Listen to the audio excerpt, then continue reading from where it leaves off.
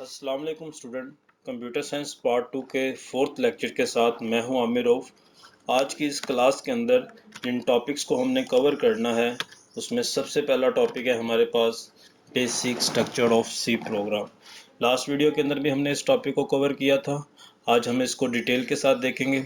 Second question pre processor directories, third question header files, fourth question the main function and the last question the C program statement. ये तमाम topic आज की class के अंदर हम cover करेंगे। सबसे पहले basic structure of C programme.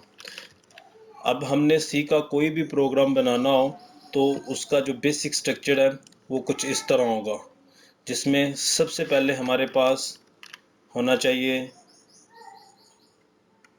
Pre processor directories, number 2 main function, number 3 सी की स्टेटमेंट। अब ये तीन चीज़ें हर प्रोग्राम के अंदर हम लाजमी डिफाइन करेंगे जब हम सी का प्रोग्राम बनाएंगे। प्री प्रोसेसर डायरेक्टरीज क्या होती हैं? ये हमारे पास जो फर्स्ट लाइन है ये प्री प्रोसेसर डायरेक्टरीज है, जो हमारे प्रोग्राम के अंदर हेडर फाइल्स को इंक्लूड करने के लिए इस्तेमाल की जाती हैं। हेडर फाइल्स क्या होती हैं?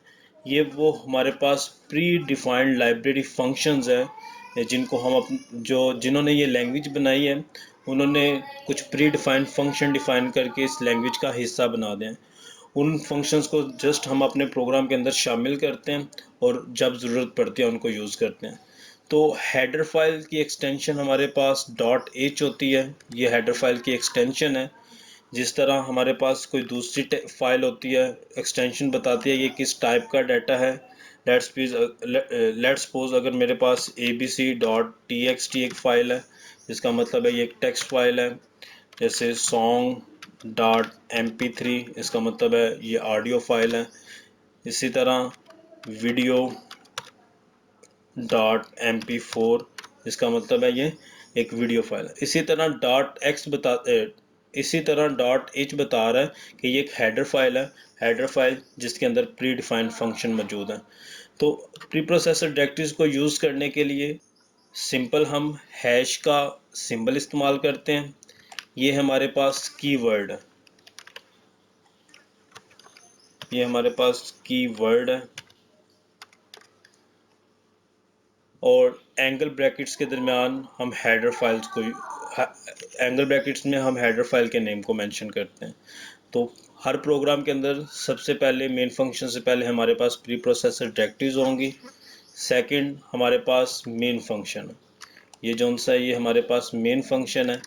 मेन फंक्शन हमारे प्रोग्राम का एंट्री गेट है, यहाँ से एक्चुअल हमारी एग्जीक्यूशन स्टार्ट होती है, जिसमें ये हमारे पास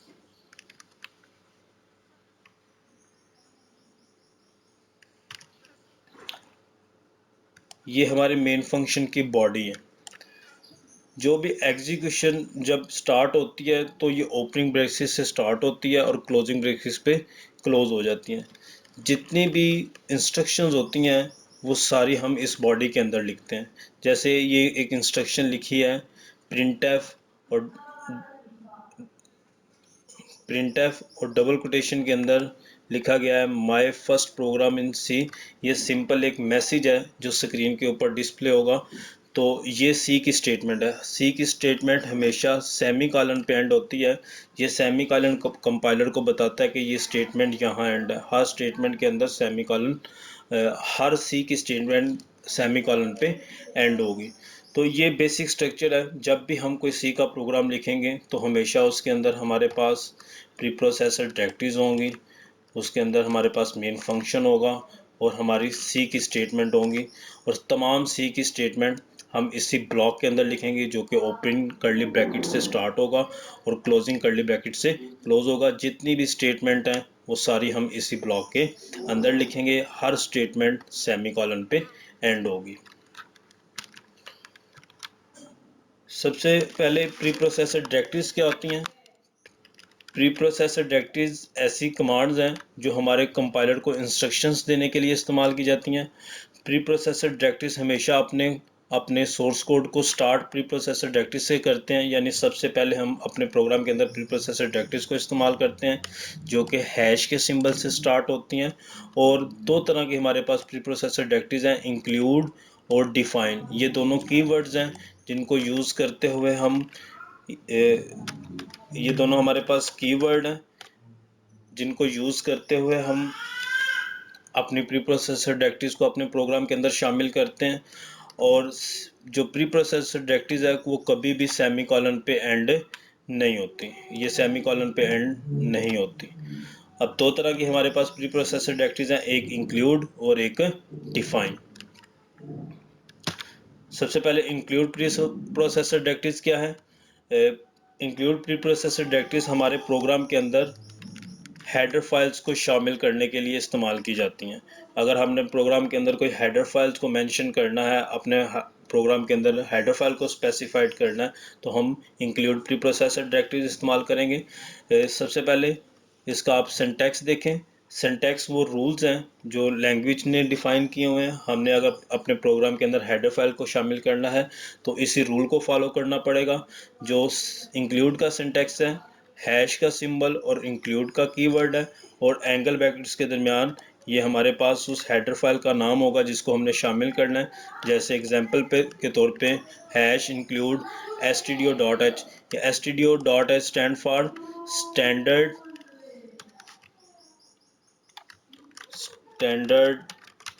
इनपुट आउटपुट। अब स्टैंडर्ड इनपुट आउटपुट, जितने भी हमारे इनपुट और आउटपुट के प्री डिफाइंड फंक्शन हैं वो सारे इस हेडर फाइल के अंदर मौजूद हैं। और इस हेडर फाइल को हम अपने प्रोग्राम के अंदर शामिल कर लिया है। और इस हेडर फाइल को हमने अपने प्रोग्राम के अंदर शामिल कर लिया। इसका मतलब है तमाम इनपुट और आउटपुट के फंक्शन जो सी लैंग्वेज ने डिफ़ाइन किए हुए हैं वो उन्हें हम अपने प्रोग्राम के अंदर शामिल कर सकते हैं, अपने प्रोग्राम के अंदर उसे यूज़ कर सकते हैं। दूसरी जो हमारे पास प्री प्रोसेसर डायरेक्टरीज की टाइप है वो है डिफाइन। डिफाइन हमारे प्रोग्राम के अंदर कांस्टेंट वैल्यू को डिफाइन करने के लिए इस्तेमाल होता है। कांस्टेंट वैल्यू को डिफाइन करने के लिए इस्तेमाल किया जाता है जिसे हम कांस्टेंट मैक्रो बोलते हैं। इसका जो लिखने का तरीका है वो हैश डिफाइन कीवर्ड है, इसमें आइडेंटिफायर वो नेम है जो हम उस कांस्टेंट का रखने वाले हैं, और एक्सप्रेशन वो वैल्यू है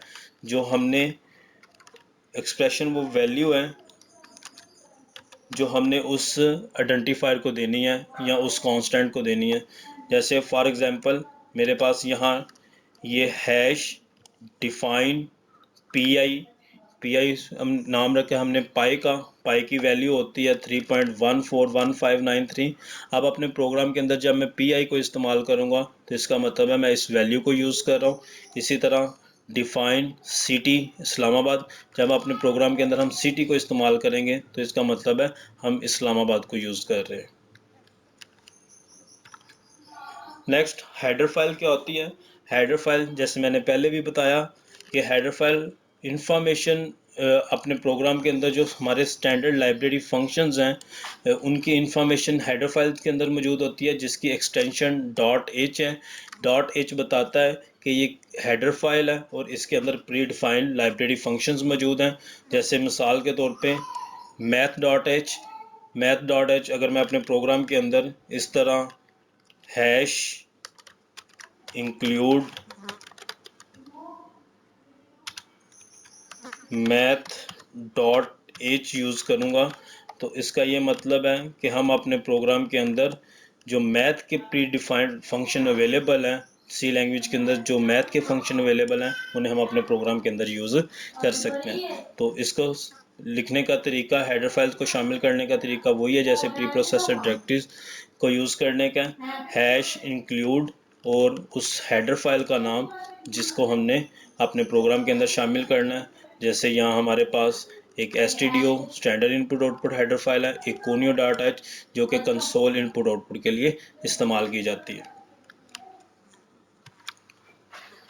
मेन मेन फंक्शन हमारे प्रोग्राम का वो एंट्री पॉइंट है जहाँ से कंपाइलर एक्चुअल एग्जीक्यूशन स्टार्ट करता है, यानी कंपाइलेशन तो हमारी प्री प्रोसेसर डायरेक्टरी से स्टार्ट हो जाती है, लेकिन जो एक्चुअल एग्जीक्यूशन स्टार्ट होती है वो हमारी मेन फंक्शन से होती है।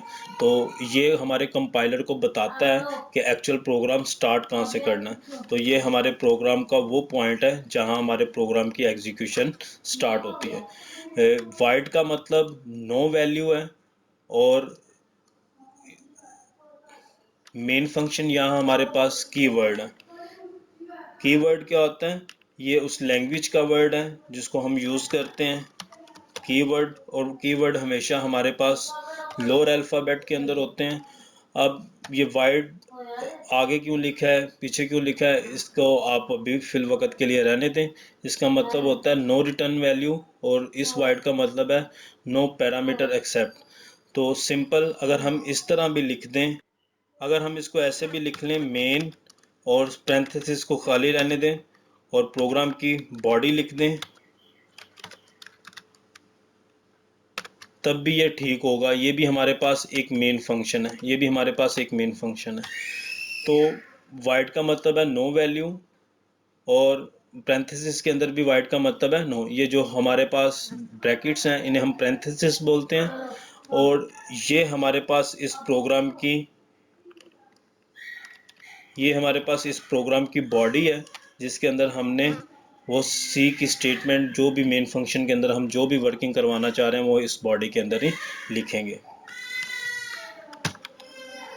सी की स्टेटमेंट जो प्रोग्राम की बॉडी है उसके अंदर हम सी स्टेटमेंट लिखते हैं। बेसिकली सी स्टेटमेंट ही वो इंस्ट्रक्शंस हैं, जो काम हम अपने कंप्यूटर से करवाना चाहते हैं वो इंस्ट्रक्शन हम इस बॉडी के अंदर लिखते हैं, इन्हें हम सी स्टेटमेंट बोलते हैं। और जो ओपनिंग ब्रैकेट्स और क्लोजिंग ब्रैकेट्स जो बॉडी बनती है हमारे प्रोग्राम के अंदर, सारी इंस्ट्रक्शंस को हम इसी बॉडी के अंदर लिखते हैं। और हर सी स्टेटमेंट हमारी सेमी कॉलन पे एंड होती है। अगर हम सेमी कॉलन नहीं लगाएंगे तो कंपाइलर हमें एरर मैसेज दे देगा। सेमी कॉलन लगाएंगे तो कंपाइलर को पता चल जाएगा कि ये स्टेटमेंट यहाँ टर्मिनेट हो रही है। जैसे ये कोई भी हम स्टेटमेंट लिखें और एंड पे ये सेमी कॉलन लगाएंगे तो ये हमारा स्टेटमेंट टर्मिनेटर है। तो आज की क्लास के अंदर हमने प्री प्रोसेसर डायरेक्टरीज के बारे में देखा, हमने हेडर फाइल्स के बारे में देखा, मेन फंक्शंस को देखा, और सी की स्टेटमेंट क्या होती हैं इनको देखा।